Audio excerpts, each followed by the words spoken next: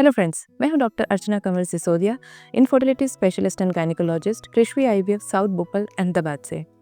आज हम बात करने वाले हैं कि आईयूआई क्या है, आईयूआई की सक्सेस रेट क्या है और आईयूआई में कितना खर्चा आता है। साथ ही साथ आईयूआई और आईवीएफ में क्या फ़र्क है, आईवीएफ में कितना खर्चा आता है और उसकी सक्सेस रेट कितनी है। तो चलिए हम स्टार्ट करते हैं। ये एक बहुत ही इम्पॉर्टेंट टॉपिक है और ज़्यादातर कपल्स जो कि इनफर्टिलिटी से गुजर रहे होते हैं, जिन्हें बहुत ज़्यादा इन्फॉर्मेशन नहीं होती या बहुत वीडियोस नहीं देखे होते या बहुत कंसल्टेशन नहीं किया होता, उन्हें इस सिंपल प्रोसेसेस के बारे में भी बहुत इन्फॉर्मेशन नहीं होती है। तो ये वीडियो स्पेशली उन्हीं कपल्स के लिए मैं यहाँ बना रही हूँ। आईयूआई क्या है और आईवीएफ क्या है, ये जानने से पहले नेचुरली प्रेगनेंसी कैसे रहती है, ये जानना बहुत ज़रूरी है। देखिए, नेचुरली प्रेगनेंसी रहने के लिए हम सभी जानते हैं कि एग और स्पर्म का मिलना ज़रूरी होता है। फीमेल की बॉडी में जो ओवरीज होती है उसमें एग्स होते हैं। हर महीने एक एग बड़ा होता है और वो रिलीज होके ट्यूब के अंदर आता है। ट्यूब में अंदर आने के बाद में ये जो एग होता है ये लगभग 12 से 24 आवर्स के बीच में अच्छी क्वालिटी का रहता है कि ये फर्टिलाइज किया जा सके। उस दौरान अगर कपल रिलेशन रखते हैं तो सीमन सैंपल वजाइना में डिपॉजिट होता है। वहाँ से स्पर्म्स ट्रैवल करके यूट्रस के थ्रू ट्यूब में आते हैं और वहाँ पे जो एग प्रेजेंट है उससे मिलकर एक एम्ब्रियो का फॉर्मेशन करते हैं। ये एम्ब्रियो बाद में डे 6 पर जाके ट्यूब से होता हुआ यूट्रस में जाके इम्प्लांट होता है और आगे 9 महीने की सक्सेसफुल प्रेगनेंसी देता है। यानी कि अगर हम देखें तो एक नेचुरल कंसेप्शन के लिए हमें 4 चीज़ें नॉर्मल चाहिए। ओवरी में एग काउंट नॉर्मल होना चाहिए, ट्यूब नॉर्मल होनी चाहिए और जहाँ पे एम्ब्रियो इम्प्लांट होता है यानी कि एंडोमेट्रियम वो नॉर्मल होनी चाहिए और सीमन रिपोर्ट, ये 4 चीज़ें नॉर्मल हमें होनी चाहिए। तो आईयूआई जो होता है वो नेचुरल कंसेप्शन से कैसे डिफर करता है। आईयूआई का प्रोसेस नेचुरल प्रेगनेंसी से 2 स्टेप आगे का प्रोसेस है। नेचुरली एग बॉडी में रिलीज़ होता है तो आईयूआई में भी ऐसा ही होता है कि जो एग होता है वो नेचुरली बॉडी में ही रिलीज़ होता है। पर आईयूआई में जिस दिन एग बॉडी में रिलीज़ होने वाला होता है उस दिन हस्बैंड के सीमन सैंपल को कलेक्ट किया जाता है और उसे वॉश किया जाता है। वॉश करने का मतलब होता है कि उसमें से सारी डेब्रिस को निकालकर जो सबसे अच्छे मोटाइल स्पर्म्स होते हैं उन्हें एक कैथेटर में लोड किया जाता है और फीमेल के यूट्रस में इंजेक्ट किया जाता है। इससे पहले हम पूरा एक आईयूआई के प्रोसेस को समझते हैं। आईयूआई का process second day of period से चालू होता है। नेचुरली अगर आप देखें तो महीने में एक ही एग बनता है फीमेल में, पर आईयूआई के प्रोसेस में हम ट्राई करते हैं कि एटलीस्ट 2 से 3 एग्स का फॉर्मेशन हो।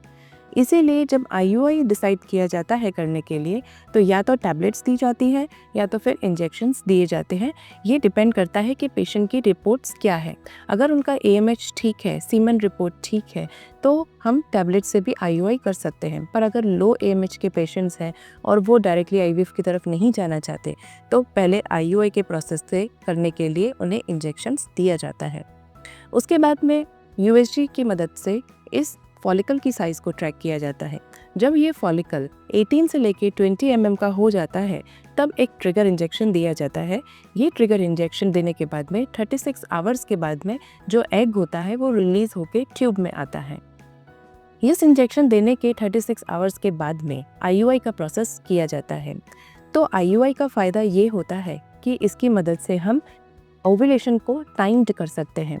मतलब कहने का ये है कि जो इंजेक्शन दिया जाता है ट्रिगर का, उसके बाद 36 आवर्स के बाद एग कभी भी रिलीज़ होकर ट्यूब में आ सकता है और तभी सीमन सैंपल को भी यूट्रस में पहुंचा दिया जाता है। तो इस तरह से फर्टिलाइजेशन होने के चांसेस काफ़ी ज़्यादा बढ़ जाते हैं।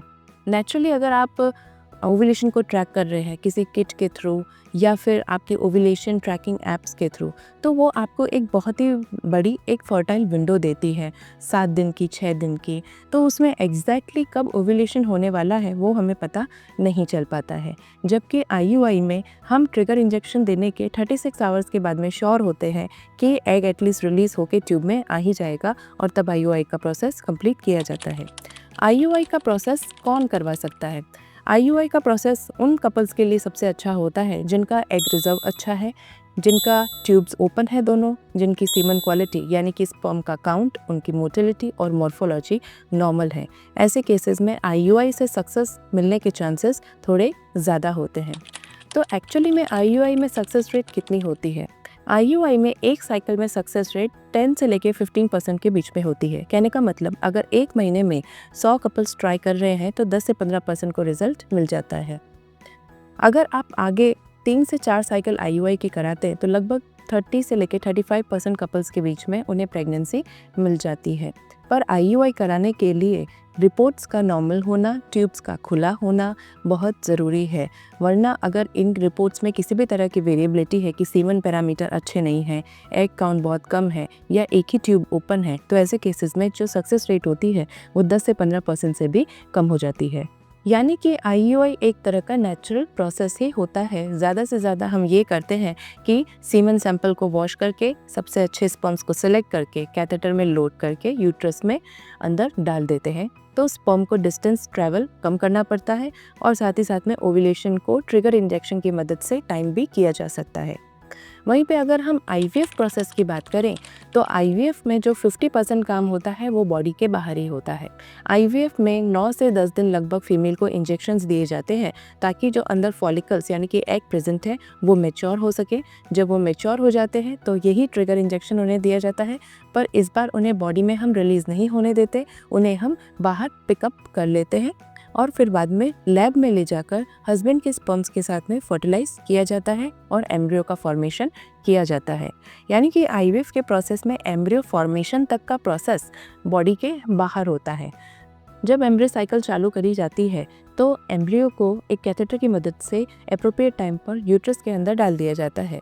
अब इस एम्ब्रियो को अंदर डालने के बाद में मदर की यूट्रस की एंडोमेट्रियम के साथ में इंटरैक्ट करके इम्प्लांट होने का काम एम्ब्रियो को खुद ही करना पड़ता है।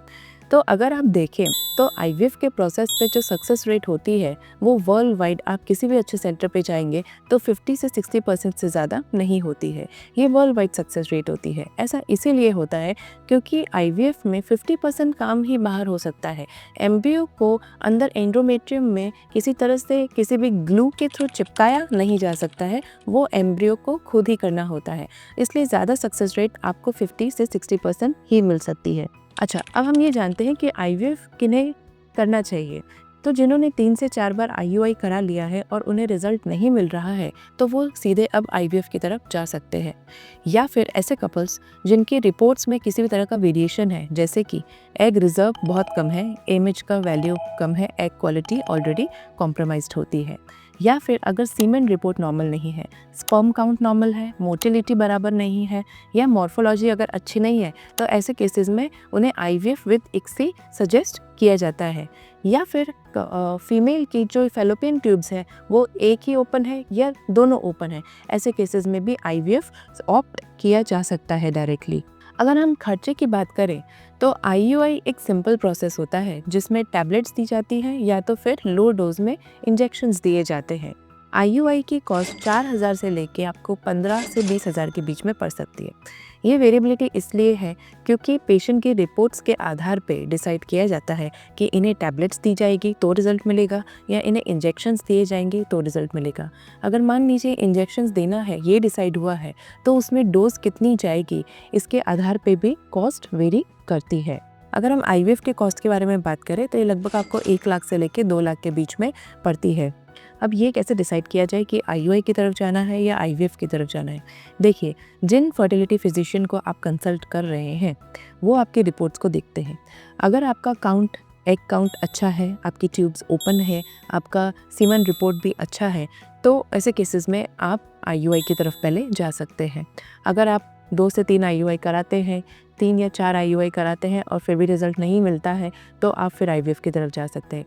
पर आपकी रिपोर्ट्स में अगर किसी तरह की वेरिएबिलिटी है, यानी कि एग काउंट कम है, AMH कम है, ट्यूब एक ही ओपन है या दोनों ब्लॉक ट्यूब्स हैं, या फिर एंडोमेट्रियम अच्छी नहीं बन रही है, या फिर सीमन रिपोर्ट प्रॉपर नहीं है, स्पर्म काउंट प्रॉपर नहीं है, मोटिलिटी मॉर्फोलॉजी ठीक नहीं है, तो ऐसे केसेस में डायरेक्टली IVF सजेस्ट किया जाता है। अब कई बार ऐसा देखा गया है कि कपल फिजिशियंस की बात को ना मानकर डायरेक्टली खुद से या फाइनेंशियल कंडीशंस की वजह से वो प्रोसेस चूज़ करते हैं जो शायद उनके लिए बहुत अप्रोप्रिएट नहीं है।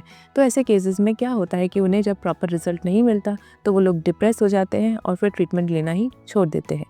तो प्लीज़ ऐसा ना करें, अपने फिजिशियन की एडवाइस को सुनें।